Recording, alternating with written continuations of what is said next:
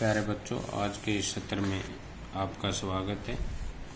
आज हम क्लास 10वीं एक्सरसाइज 3.5 का क्वेश्चन नंबर 4 का भाग नंबर 4 कर रहे हैं।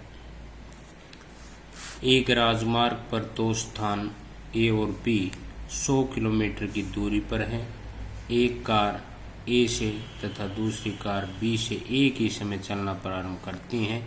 यदि ये कारें भिन्न भिन्न चालों से एक ही दिशा में चलती हैं तो वे 5 घंटे पश्चात मिलती हैं, और विपरीत दिशा में चलती हैं तो वे 1 घंटे बाद मिलती हैं। दोनों कारों की चाल ज्ञात की। देखिए, ये जो हमारी बुक है उसमें ये स्टेटमेंट में यहाँ नहीं दे रखा है कि यदि विपरीत दिशा में चलती हैं तो वे 1 घंटे बाद मिलती हैं। ये उसमें ऑलरेडी कर लिया। तो क्या है, ये दो कार हमने ए और बी से चलती हैं। यदि वो एक ही दिशा में चलें तो आगे पीछे चलेंगी, और जो उन दोनों के बीच की 100 किलोमीटर दूरी है उससे कहीं दूर जाके मिलेंगी किसी भी बिंदु पर। ये ध्यान रखना है जब एक ही दिशा में चलें तो।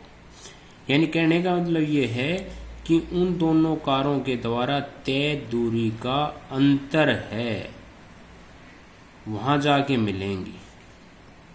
और यदि वो विपरीत दिशा में चलती हैं तो वो एक दूसरे की तरफ चलती हैं। एक ए से बी की तरफ जाएगी, बी से ए की तरफ जाएगी, तो वे किसी बिंदु पर मिलेंगी। तो वो 100 किलोमीटर दोनों के द्वारा तय की गई दूरी है। ये चीज हमने समझना है। तो क्या करना है हमने कि दोनों कारों की चाल ज्ञात करनी है। हम चाल मान लेंगे। माना ए बिंदु से चलने वाली कार की चाल x किलोमीटर प्रति घंटा और बी से चलने वाली कार की चाल y किलोमीटर पर आवर। ए और बी के बीच की दूरी दी हुई हमारी 100 किलोमीटर। तो क्या ए से चलने वाली कार 5 घंटे में द्वारा 5 घंटे में तय दूरी, 1 घंटे की हम x ले रहे हैं, 5 घंटे की 5x हो जाएगी, और बी से चलने वाली कार की 5 घंटे में तय दूरी 5y हो जाएगी। अब 80 क्या फर्स्ट में मैंने यही बताया था कि ए से और बी से जब हम एक ही दिशा में चलेंगे, यानी जो हमारी 100 किलोमीटर दूरी तय है उससे कहीं ना कहीं बाहर जाके मिलेंगी। यानी एक से चलने वाली कार ज़्यादा दूरी तय करेगी और बी से चलने वाली कम दूरी तय करेगी। यदि बी की ए की तरफ आए तो ए वाली कार की स्पीड ज़्यादा होगी, ये दूरी ज़्यादा तय करेगी, और ए वाली कम करेगी। मैंने यहाँ से ए से बी की तरफ लिया है। अब 5x माइनस में 5y कि 5 घंटे में ए से चलने वाली कार ने 5x तय की गई थी और बी ने 5y तय की गई थी। इनके द्वारा तय की गई दूरी का जो अंतर है वो 100 किलोमीटर है। ये जो दूरी है ये केवल ए द्वारा तय की गई है, ए और बी के बीच की। बी से सी पर दोनों कार गई, इसलिए 5x माइनस 5y बराबर है 100। 5 हमने कॉमन ले लिया, 5 इंटू एक्स माइनस वाई बराबर 100, x माइनस वाई बराबर 100 बटे 5, 5 से काट दिया 20, x माइनस वाई बराबर 20। समीकरण नंबर ए। यदि ये समझ में आ गया तो सवाल क्लियर है कि हमने इसका अंतर लेना है। अब दूसरी कंडीशन थी कि वो यदि विपरीत दिशा में चलती हैं तो 1 घंटे पश्चात मिलती हैं, 1 घंटे बाद मिलती हैं। अब 1 घंटे बाद जब वो विपरीत दिशा में ए वाली बी की तरफ जाएगी, बी वाली ए की तरफ जाएगी, यानी दोनों के द्वारा जो तय दूरी है वो कुल 100 किलोमीटर है। उन दोनों के द्वारा तय दूरी का योग 100 किलोमीटर है। अब 1 घंटे बाद मिलती हैं तो 1 घंटे में एक x दूरी तय करती है, बी से चलने वाली y दूरी, यानी x प्लस में y बराबर है 100। समीकरण नंबर 2। अब यहाँ पर जब समीकरण 1 और 2 बन गया तो और सवाल किए थे उसी प्रकार हो गया हमारा। यहाँ हमने देखा कि y के गुणांक बराबर है, x के भी गुणांक बराबर है। हमने यहाँ y से लिया है, y के गुणांक बराबर है, निशान अलग अलग है। जब अलग अलग निशान हो तो जोड़ने पर, समीकरण 1 व 2 को जोड़ने पर x माइनस वाई बराबर 20 पहला समीकरण, दूसरा हमारा x प्लस में y बराबर 100, ये दूसरा समीकरण था। y से y कट गया, 2x बराबर 120, x बराबर 120 बटे दो से काट दिया 60, x बराबर 60। x का मान समीकरण 1 में रखने पर एक हमारा x माइनस वाई बराबर 20 है, वहाँ पर x की जगह हमने 60 रखा, माइनस वाई बराबर 20 हल कर लिया, y बराबर क्या आ गया 40। अब इसलिए a से चलने वाली कार की चाल 60 किलोमीटर प्रति घंटा और b से चलने वाली कार की चाल कितनी 40 किलोमीटर प्रति घंटा। ये हमारा फोर्थ का फोर्थ भाग। अब हमारा आता है फोर्थ का फिफ्थ भाग। एक आयत का क्षेत्रफल 9 वर्ग इकाई कम हो जाता है यदि उसकी लंबाई 9 इकाई कम कर दी जाती है और चौड़ाई 3 इकाई बढ़ा दी जाती है। यदि हम लंबाई को 3 इकाई और चौड़ाई को 2 इकाई बढ़ा दें तो क्षेत्रफल 67 वर्ग इकाई बढ़ जाता है। आयत की विमाएं ज्ञात की, विमाएं यानी उसकी लंबाई और चौड़ाई ज्ञात कीजिए। आयत की हमने लंबाई चौड़ाई ज्ञात करनी, आयत की लंबाई चौड़ाई हम ले लेंगे, मान लेंगे कि मान आयत की लंबाई x, आयत की चौड़ाई y। अब यहाँ पर जब लंबाई चौड़ाई को बढ़ाते हैं या घटाते हैं तो उसके क्षेत्रफल पे इफेक्ट होता है, क्षेत्रफल पर असर होता है।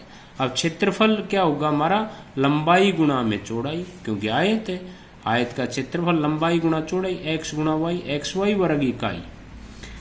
अब एटी के फर्स्ट में क्या है कि हमारा एक आयत का क्षेत्रफल 9 वर्ग इकाई कम हो जाता है। कब कम हो जाता है? जब इसकी लंबाई 5 इकाई कम कर दी जाए।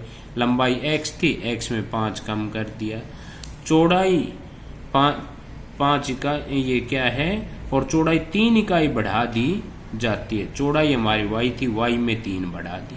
ये अब नई लंबाई हमारी x माइनस 5 है, नई चौड़ाई हमारी y प्लस में 3 है। इसका यदि हम क्षेत्रफल निकालें तो जो पहले क्षेत्रफल था x y उसके अंदर 9 वर्ग इकाई कम हो जाता है, तो माइनस में 9, यानी x minus 5 into y plus में 3 बराबर x minus y, x y minus में 9। इसको हमने हल कर लिया गुणा करके, यानी x की y से किया x y, x की 3 से किया प्लस में 3, माइनस 5 की y से माइनस 5, माइनस 5 की 3 से किया 15 बराबर है एक्स वाई माइनस में 9। एक्स वाई बराबर के दोनों साइड में एक निशान है, कट जाएंगे, यानी इसको पीछे लेके जाएंगे तो माइनस हो जाएगा, एक माइनस एक प्लस का। यह हमारा 3x माइनस 5y बराबर है माइनस 9, माइनस 15 को पीछे ले गए प्लस हो गए, यानी 3x माइनस 5y बराबर है 6। समीकरण नंबर ए। और ये समीकरण बन गया, इसका मतलब सवाल हो गया। इसी प्रकार हमने दूसरा समीकरण ए टी का सेकंड लेनी, प्रश्न की दूसरी शर्त लेनी। प्रश्न की दूसरी शर्त को हम समझेंगे क्या है। यदि हम लंबाई को 3 इकाई और चौड़ाई को 2 इकाई बढ़ा दें, दोनों को बढ़ाया गया है, यानी x में भी प्लस करना है, y में भी प्लस करना है। कितना? x प्लस में 3 और y प्लस में 2, तो हमारे क्षेत्रफल में 67 वर्ग इकाई बढ़ जाता है। क्षेत्रफल हमारा एक्स वाई था उसमें भी बढ़ गया, इसलिए जमा का निशान, और कितना 67। अब इसके फिर x प्लस में 3 इंटू वाई प्लस में 2 बराबर है एक्स वाई प्लस में 67। इसकी फिर गुणा करेंगे, x की y से एक्स वाई, x की 2 से 2x, 3 की y से 3y, 3 की 2 से 6 बराबर है एक्स वाई प्लस में 67। एक्स वाई से एक्स वाई कैंसिल हो गया, इसको हमने हल कर लिया, यानी 2x प्लस में 3y बराबर है 61। समीकरण नंबर 2। अब हमने क्या किया, समीकरण 1 और 2 में गुणांक बराबर करने, या तो x के या y के। हमने या y के गुणांक बराबर किए। कैसे? कि समीकरण नंबर 1 का जो गुणांक है 5, उससे समीकरण नंबर 2 को गुणा कर दो, और 2 में y का जो गुणांक है 3, उससे समीकरण नंबर 1 को गुणा कर दो। समीकरण 1 को 3 से व समीकरण 2 को 5 से गुणा करके जोड़ने पर, क्योंकि y का जो गुणांक समीकरण 1 और 2 में है अलग अलग है, तो जोड़ने पर हमने हल किया। गुणा करने के बाद 9x माइनस में 15y बराबर 18। 5 से जब 2 नंबर समीकरण को 5 दूनी 10x, 5 से किया 15y प्लस में, और 5 से इसको 61 को करेंगे 305। y से हमारा कैंसिल हो गया, हमारे यहाँ 19x बराबर है, यहाँ पर हमारा 323, और x बराबर 323 बटे 19, 19 से हमने काट दिया 323, 17, यानी x बराबर है 17। x का मान या तो समीकरण 1 में रखो या समीकरण 2 में। हमने यहाँ पर समीकरण 2 में रखा है, x का मान समीकरण 2 में 2 हमारा 2x प्लस में 3y बराबर 61 है, तो 2 गुणा में x का मान हमारा जो 17 आया था वो प्लस में 3y बराबर 61, हल कर लिया इसको।